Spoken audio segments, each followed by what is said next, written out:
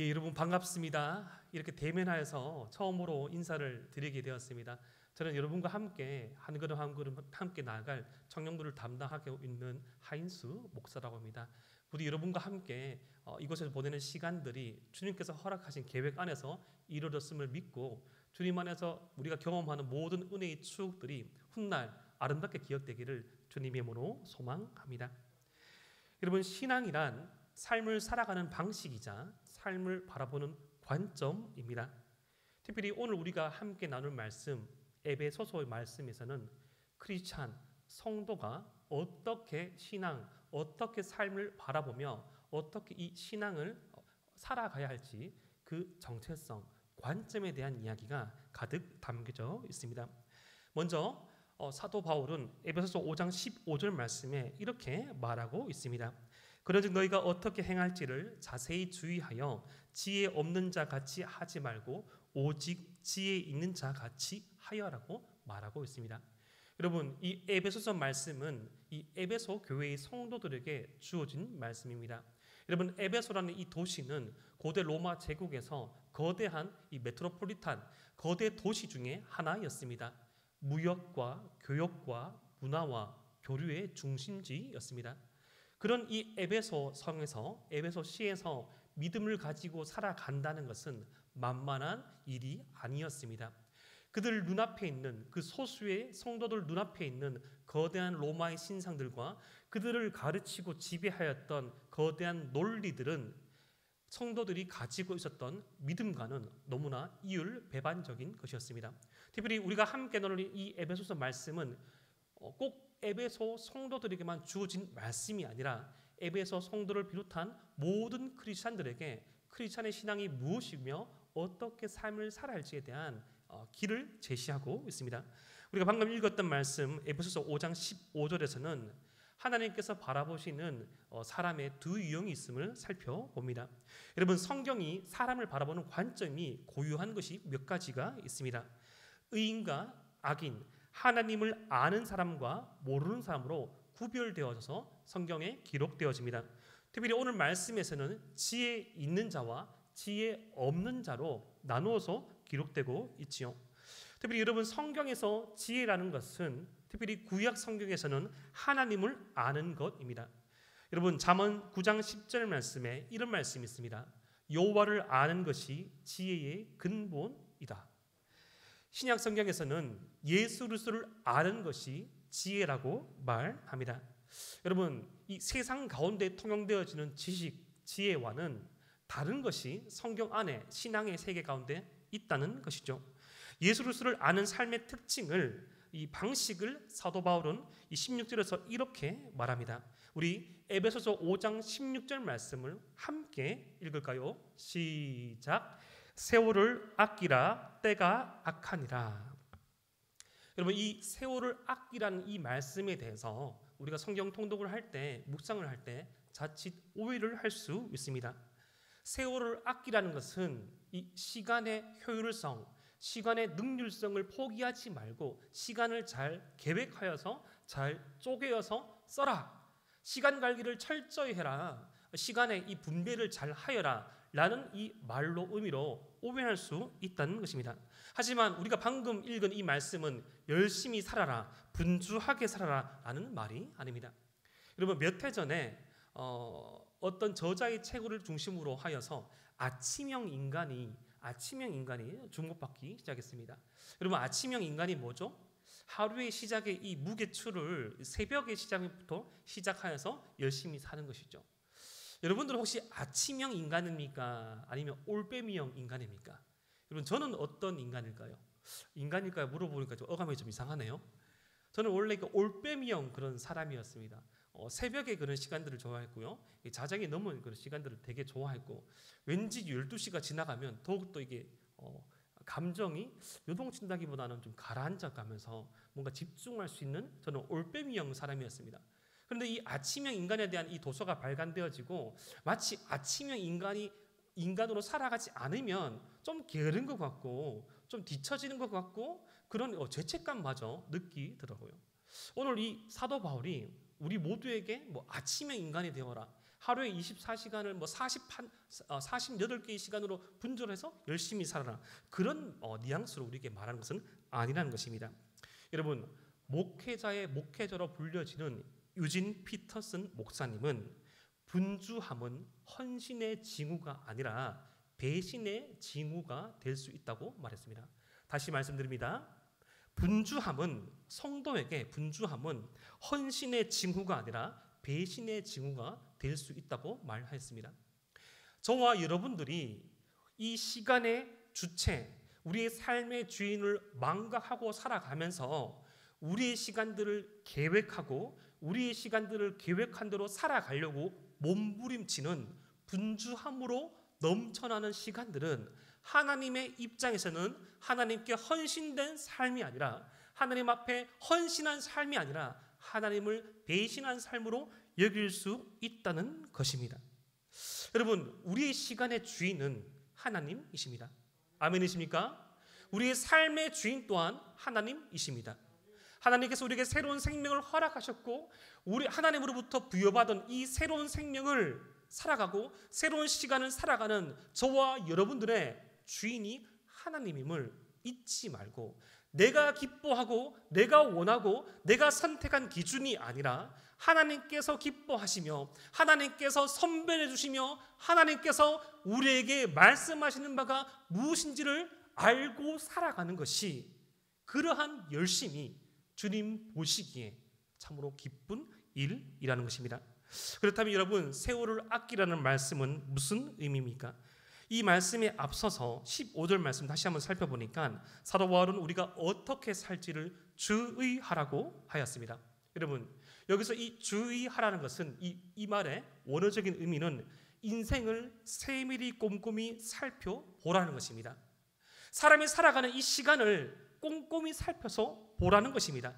그 시간을 꼼꼼히 살펴보면 무엇을 발견하는 거 아니? 16절 후반부 말씀, 때가 악함을 발견하게 됩니다. 여러분, 이 시대가 악하다고 말합니다.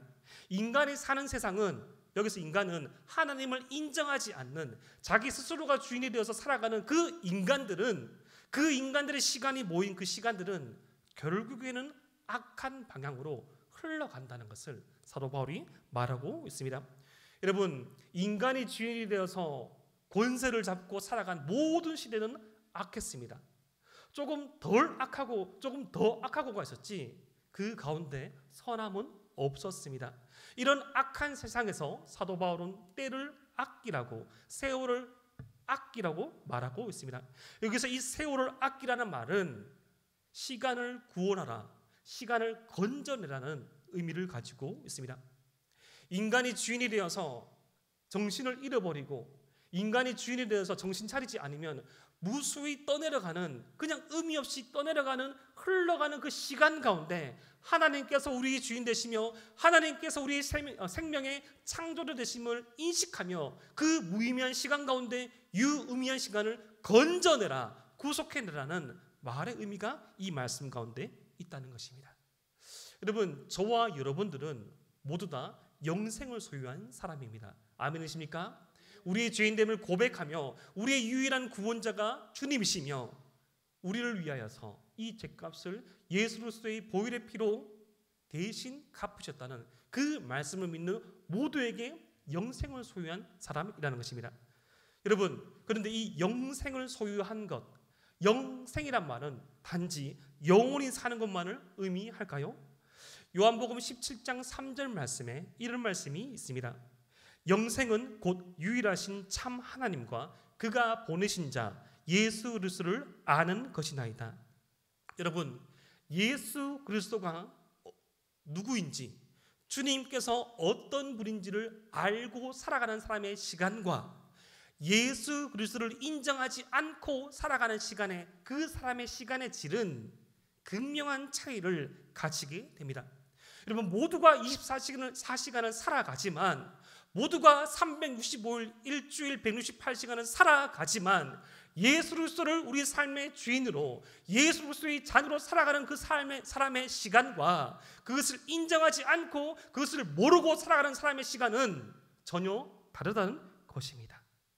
모두가 똑같은 하루를 살아가지만 우리의 하루와 주님을 알지 못한 사람의 하루가 같아서는 안 된다는 것입니다.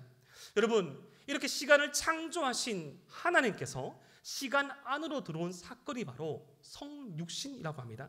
여러분, 하나님을 알지 못함으로 죄가 만연하며 죄로 인하여서 시간에 떠밀려 흘러가는 그 사람들의 그 세월을 구원하시려고 시간을 뚫고 이 시간의 흐름 안으로 들어오셔서 무한하신 하나님께서 유한한 존재가 되셔서 그 가운데 그 시간 안에서 시간을 건져낸 사건의 시작이 바로 성육신이라는 것이죠. 그것을 알고 믿고 따라가는 삶이 바로 영생이라는 것입니다. 그렇게 영생 그리고 이 구원 사건은 우리가 예수님과 함께 살아가는 것, 그러한 예수님의 시간의 구원의 사건을 알고 살아가는 것, 그것을 믿고 살아가는 관계의 의미에서 찾아야 한다는 것입니다. 여러분, 누구와 함께 하느냐에 따라서 시간의 속도는 달라집니다. 여러분, 어떤 같은 장소를 여행을 가더라도 회사에서 야유회로 가는 거랑 사랑하는 연인과 여행으로 가는 거랑 전혀 다르죠. 예, 어떤 반응을 이렇게 보시는지 혹시 사랑해 보셨죠? 예, 우리 집사님 웃으시네. 이제 마스크 안에다 가려져서 사랑을 해봤다고 생각하는데, 저는 많은 분들은 그런 경험이 있습니다. 분명히 같은 장소인데 똑같은 해운대 바다인데 다릅니다. 야유회로 가는 거랑 데이트를 하러 가는 거랑 다릅니다. 혹시 뭐 데이트가 잘못된 것입니까? 아니죠. 똑같은 수성구청이라도 누구와 함께 지나가는 것에 따라 다르죠. 여러분, 시간의 창조자 되시며 우리 구원자 되시는 주님과 함께하는 그 시간의 질은 전혀 다르다는 것입니다. 저는 이 모태 신앙입니다. 여러분, 이 모태 신앙이 어감을 또 잘못 말하면 모태 신앙으로 또 여길 수 있죠. 저는 어머니 뱃속에서부터 교회를 다니기 시작하여서 줄곧 태어나 보니 교회였고 계속 생활한 것이 교회였습니다. 그런데 여러분도 그러한 경험이 있을 수 있는데 학창 시절을 돌아보면, 청년의 시절을 돌아보면 아주 많은 시간 가운데 그 많은 시간들이 뿌옇게 잘 기억이 나지 않은 시간들이 참 많이 있습니다. 그런데 선명하고 분명하고 유의미하고 내 삶의 결정적인 전환점이 되고 변곡점이 되고 너무나 내 가슴 속에 각인된 그 시간들을 둘러보면, 다시금 살펴보면 주님께서 내 삶 속에 참된 의미를 밝혀주시고 주님께서 허락하신 동역자들의 가치를 깨닫고 그들과 함께 보냈던 시간들은 너무나 선명하게 제 가슴 속에 자리 잡혀 있습니다. 제가 80년생입니다. 예, 제가 계속 자기소개를 하고 있네요. 80년생이 몇 살입니까? 42살, 43살? 우리 선생님들 죄송합니다. 근데 42살, 43살쯤 되는데 아직까지 제 생각에는 정말 가끔씩 착각하는 게 23살인 줄 압니다. 죄송합니다. 아직까지 착각을 하는 게 29살, 33살. 그 선명하고 선명했던 그 주님께서 개입하셔서 내 삶 속에 말씀이 육신이 되어 우리와 함께 거하심에 하나님의 영광과 진리가 충만한 그 시간들은 너무나 선명하여서 어젯밤에 일어난 일처럼 저에게 기억되어 있더란 것입니다. 혹시 여러분들에게도 그러한 시간이 있습니까? 벌써 7년, 8년, 9년의 시간이 지났지만 주님께서 내 삶 속에 그 시간을 뚫고 들어오셔서 무의미한 내 삶 가운데 유의미를 부여하시며 주님께서 내 삶의 주인 되셔서 함께 동행하시는 그 유의미한 시간, 그 시간의 점들이 더 많아질수록 주님께서 우리와 함께 하시는 선으로 이어지며 그 선들이 많아질수록 하나님의 말씀이 역사하여서 흥황하여서 입체적인 삶으로 일어나게 된다는 것입니다. 저와 여러분들이 누리는 영생의 삶의 가치가 바로 그러한 것입니다. 여러분, 성경에서는 이러한 삶을 깨닫고 시간을 건져 올린 사람들의 이야기로 가득합니다. 여러분, 구약 성경에서 믿음의 조상 아브라함은 어떠한 삶을 살았습니까? 100년이 넘는 시간을 무의미하게 살았지만 너무나도 부유하고 너무나도 촉망받는 삶을 살았지만 그 인생 가운데 허락되지 못한 이 자녀로 말미암아 많은 세월들을 가슴 아파하고 허탄한 그 인생 가운데 주님께서 본토 친척 아비 집을 떠나라는 그 말씀을 하시자 그 말씀을 붙잡고 새롭게 인생을 시작했을 때 그때부터 아브라함의 시간은 유의미하게 되었습니다. 여러분, 아브라함의 자손 중 그 자손의 자손 중 야곱은 어떠했습니까? 하나님께서 태중에서부터 그들을 구별하여서 민족의 처음으로 잡으셨지만 인간의 노력으로 말미암아 축복을 삼으려 했던 그 야곱에게 베델에서 만난 하나님, 그 야곱에게 새벽 미명에 주님의 얼굴을 바라보면서 간구했던 그 기도로 말미암아 새로운 인생 야곱에서 이스라엘이 된 그 시점부터 야곱에게는 유의미한 시간이 되었던 것입니다. 복음서에서 베드로와 제자들은 어떠하였습니까? 하루하루 갈릴리 호수 바다에서 그물을 던져 올려서 그날 잡히는 그 물고기로 말미하여서 연명하였던 그들에게 이제는 물고기를 잡는 어부가 아니라 사람 낳는 어부가 되리라 하시는 그 주님의 말씀을 듣고 그 주님의 말씀을 쫓아 살아갔을 때 그들로 말미암아 교회 기둥으로 삼아주시고 복음의 전파와 확장 가운데 주인공으로 써주셨습니다. 성경은 그러한 이야기로 너무나 가득 차 있습니다. 저와 여러분 또한 하나님의 말씀에 붙잡힌 바 되어서 저와 여러분 또한 그 주님의 역사에 참여하기를 소원하면서 그 믿음으로 나아갈 때 우리의 시간이 무의미에서 유의미로 바뀐 것을 믿으시기를 바랍니다. 이런 삶을 살기를 사도 바울은 당부하면서 이렇게 17절에 이렇게 말씀합니다. 우리 에베소서 5장 17절 말씀을 함께 읽겠습니다. 시작. 그러므로 어리석은 자가 되지 말고 여러분 어리석은 자가 되지 말라는 것은 흘러가는 시간 속에서 떠내려가는 삶을 살지 말라는 것입니다. 여러분 주님의 뜻을 알고 나면 이렇게 주님을 알아서 내가 예수님을 알아서 내 삶을 돌아보면 너무나도 어리석은 너무나도 그저 그런 취미, 습관, 소비, 관계가 많음을 발견하게 됩니다. 여러분 저는 우리 청년들에게 어떤 삶 가운데 소소하고 확실한 행복을 포기하라고 말씀드리는 것이 아닙니다. 나에게 주어진 이 소확행, 나에게 주어진 이런 내 마음을 시원케 하고 위로케 하는 그런 취미들, 관계, 그런 음식, 그런 여행들 참 유익합니다. 하지만 그것이 주인 되어서 내 삶을 디자인해 나간다면, 내 삶을 이끌고 나간다면 문제가 될 수 있다는 것입니다. 여러분 이런 어리석은 자의 삶의 케이스가 18절에 이렇게 표현되어집니다. 술 취하지 말라 이는 방탕한 것이니. 여러분 이 말씀을 또 악용하는 성도들이 우리 교회는 없겠지만 다른 교회에 있었다고 제가 들었습니다. 술 취하지 말라라고 말씀하셨다고. 술 취하지 말라라고 말씀하셨지 술 먹지 말라고 말씀하신 게 아니라고. 그런 의미가 말씀 아닙니다. 우리 모든 대동교회 청년들은 그렇게 생각 안 하시죠? 여기서 우리 사도 바울이 술 취하지 말라는 것은 이 취하지 말라는 이 말의 원어적인 의미는 술의 지배를 받지 말라는 것입니다. 술에게 이 조정을 당하지 말라, 술에게 조언을 구하지 말라는 것입니다. 무슨 말인고 하니 당시 이 로마 시대에서 술을 관장하는 이 디오니수스라는 신이 있었습니다. 그 당시에 술을 먹는다는 것, 술을 취한다는 것은 술에 의존하여서, 술에 의지하여서 지혜를 간구하는 것을 의미합니다. 무슨 말입니까? 술로 대변되어지는 주님 아닌 다른 것에 의존하고 의지하여서 삶의 지혜를 간구하지 말라는 것입니다. 여기서 방탕하다는 것은 낭비하다는 의미를 가지고 있습니다. 그렇죠? 이 술의 자리에 술 아닌 인간관계, 술 아닌 어떤 취미, 술 아닌 어떤 운동들, 그것들에 대해서 이 의존하는 것, 거의 중독의 상황과 중독의 관계를 맺는 것은 삶을 낭비하는 것이라는 것입니다. 여러분, 우리의 삶 가운데 이런 술 취함과 같은 내가 의존하고 내가 의지하고 내가 이것이 끊어버려지면, 내가 이것이 끝나면 마치 내 삶의 의미가 없어질 것처럼 불안하고 붙잡고 싶고 놓지 않고 싶은 것 있습니까? 이것은 방탕한 것, 바로 삶을 낭비하는 것입니다. 그렇다면 이 술 취하는 삶과 반대되는 삶은 무엇입니까? 술을 취하지 말라. 이는 방탕한 것이니 오직 성령으로 충만함을 받으라. 바로 성령 충만한 삶입니다.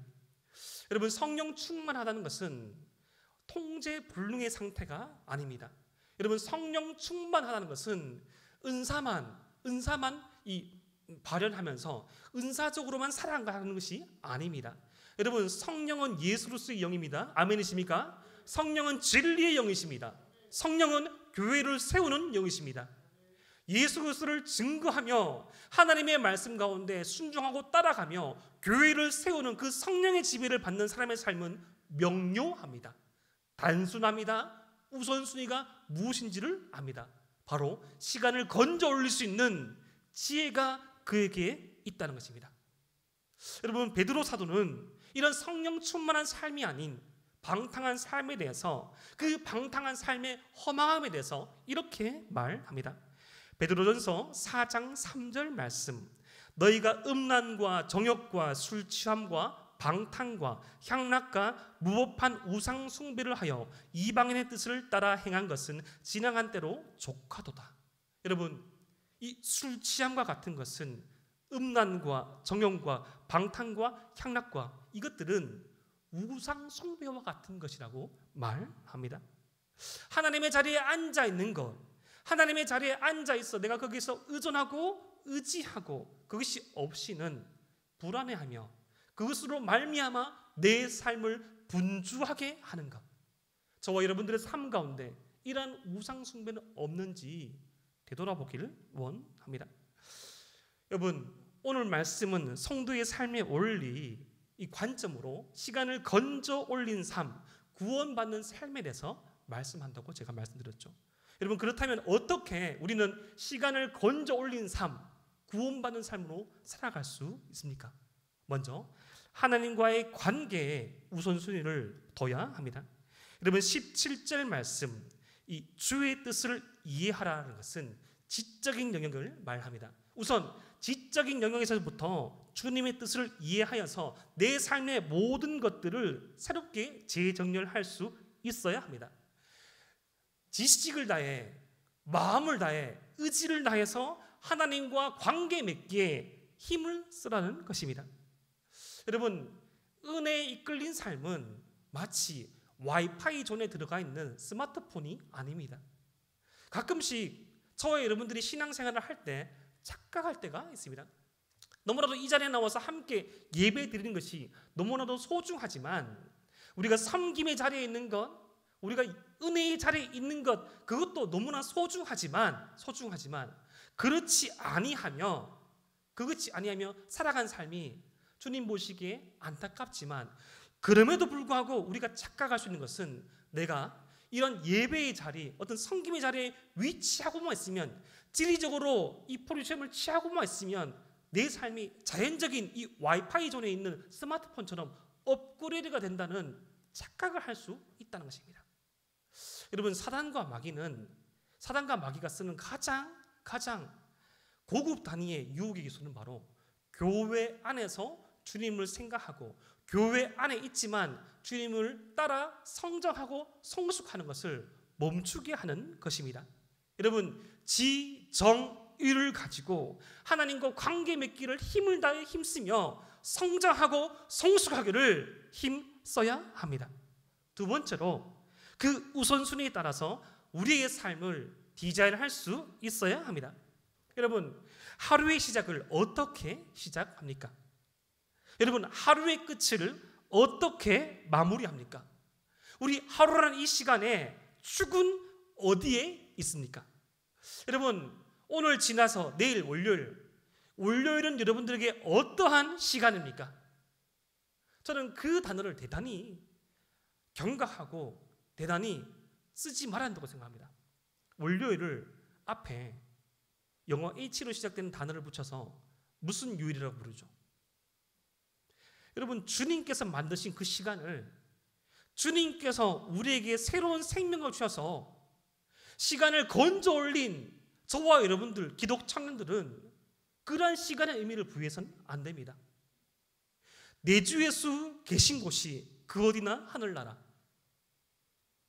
내가 가진 것, 나의 위치, 나의 능력, 나의 어떠함으로 말미암아 해석되어지는 것이 아니라 이미 우리에게 부여된, 이미 우리에게 주어진 그 은혜로 말미암아 감사하며 기뻐하며 삶을 재해석하는 것, 그것이 저와 여러분들의 특권이기에 모든 요일이 주일이며 모든 시간이 가치 있고 모든 시간이 귀하다는 것입니다. 여러분, 우리의 물질의 쓰임을 한번 살펴봅시다. 이 소비를 통해서 무엇이 만들어집니까? 여러분, 우리의 관계의 모습을 살펴보기 원합니다. 이 관계를 통해서 무엇이 만들어집니까? 내가 듣고 보고 말하는 것을 살펴보기 원합니다. 이것을 통해서 무엇이 만들어집니까? 여러분, 내가 쓰고 내가 먹고 내가 살아가는 것, 그 모습을 살펴보고 그것에 대한 질문에 대한 대답이 우리의 진짜 모습이라는 것이죠. 여러분, 예전에 제가 우리나라의 아주 유명한 목사님의 설교 가운데 이러한 이야기를 한 8년 전에, 결혼 전에 한번 들은 적이 있습니다. 여러분도 한번 들어보실 수 있는데 그러한 예화였습니다. 어떤 미국의 유명한 목사님의 일화였는데요. 그 목사님이 어렸을 때 그 미국의 해안가에 있는 그 해안가에 그 자신의 친구랑 같이 그 서핑을 갔는데 갑자기 큰 아버지와 함께 자기 친구 그렇게 서핑을 갔는데 갑자기 큰 파도가 몰아와서 큰 파도가 불어서 그 파도 가운데 떠밀려가고 자신의 친구와 자신이 같이 물에 빠졌는데 그 친구의 아버지였습니다. 친구의 아버지가 친구를 구조해주지 않고 자신을 구해줬던 것입니다. 그게 왜 그런가 하니 친구는 예수님을 믿었지만 자신은 그 당시에 예수님을 믿지 않아서 자신을 구해줌으로써 그것으로 말미암아 지금 목사가 되었고 그것으로 말미암아 나중에 시간이 지나서 주님을 알게 되었다. 그런 예화를 한 8년 전에쯤 들은 것 같습니다.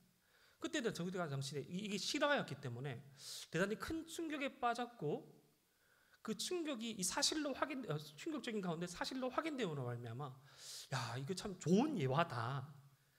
예수로서 이 복음을 전할 수 있는 참 이 극명한 예화다라는 생각을 가졌어요. 그리고 시간이 지났습니다. 제가 결혼을 하고 아이를 놓고 난 다음에 그 예화를 다시 어떤 기독교 방송국에서 우리나라의 유명한 목사님께서 예화를 쓰시는데 갑자기 그 얘기를 딱 들으니까 그때 결혼 전에 들었을 때랑 전혀 다른 느낌으로 다가오는 거예요. 어떻게 예수님을 믿는다고 하여서 자신의 아들에게는 구명보트를 주지 않고 그 친구를 구했을까? 제가 여러분들에게 무슨 말을 하고 싶은 거 아니?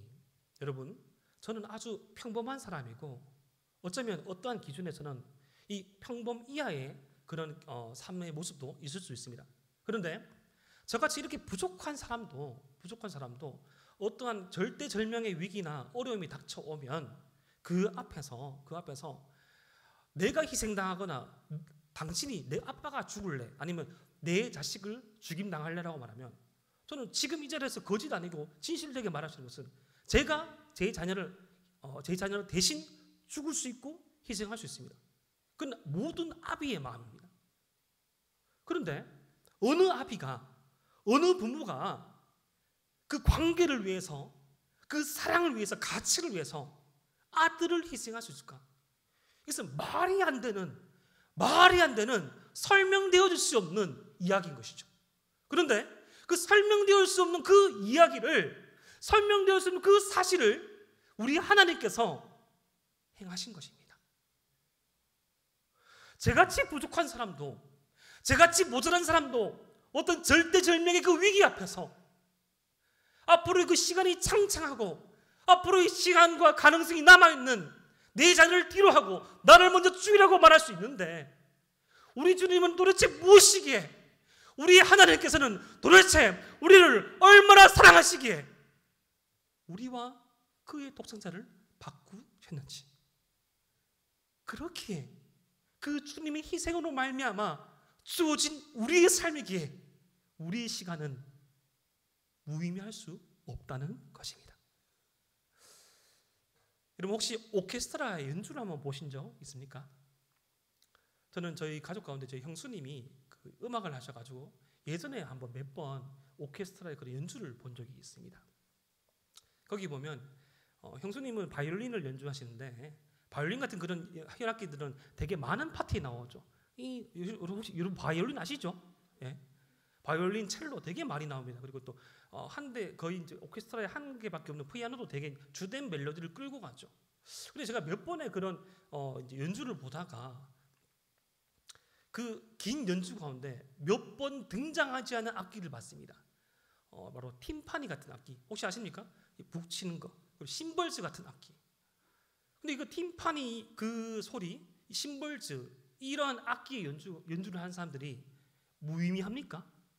계속 기다리고 있다가 자신이 이 박자를 놓치지 않고 팀판을 쳐서 이 음악의 음을 고조시키고 클라이막스를 찍고 나아가는 그 협연으로 말미암아 오케스트라의 연주가 의미 있어지고 더욱더 완벽한 작품이 되어져 가는 것이죠. 여러분, 우리 청년의 삶을 살아가는 여러분들의 그 시간에 어떠한 삶의 결과물, 어떠한 삶의 결실이 열매 맺는 그 타이밍은 다 다릅니다. 어떤 분들은 조금 더 일찍 인생에서 두각을 보일 수도 있고 쓰임받을 수도 있고, 어떤 분들은 아주 오랜 시간을 준비해서 몇 번 주님께 쓰임받지 못하고 우리의 사명을 다할 수도 있습니다. 그런데 저와 여러분들의 그 인생에 그 시간을 부여하시고 주신 그 주인의 마음에 따라서 쓰임받는 삶이 얼마나 다 가치 있습니까? 오케스트라에 그 독주하는 바이올리니스트만이 멋있는 연주가입니까? 아니죠. 몇 번을 치더라도 그 심벌즈를 연주하는 연주가도 그가 없이는 참된 연주가 되지 못합니다. 저와 여러분들의 각각의 그 삶 가운데 주님께서 더욱더 그를 쓰시고 그를 등장시키시고 그에게 베풀어 주신 그 은혜의 빈도까지도 다를 수 있지만, 우리 주님으로부터 부여받은 새로운 생명, 우리 주님으로부터 새롭게 출발되어진 그 시간은 모두가 가치 있다는 것입니다. 잊지 마시기 바랍니다. 우리의 삶은 다릅니다. 우리의 삶의 방식은 달라야 합니다. 기억하시기를 바랍니다. 주님과 함께한 그 시간에서 건져 올린 추억들이 너무나 선명함을 잊지 말고 다시금 그 시간이 오기를 고대하시기를 바랍니다. 소망하시기를 바랍니다. 앞으로 펼쳐질 주님과 함께할 시간들을 소망하며 기대하며 우리의 시간을 건져 올린 그 구원의 시간을 살아내시는 저와 여러분 되시기를 주님의 이름으로 축복합니다.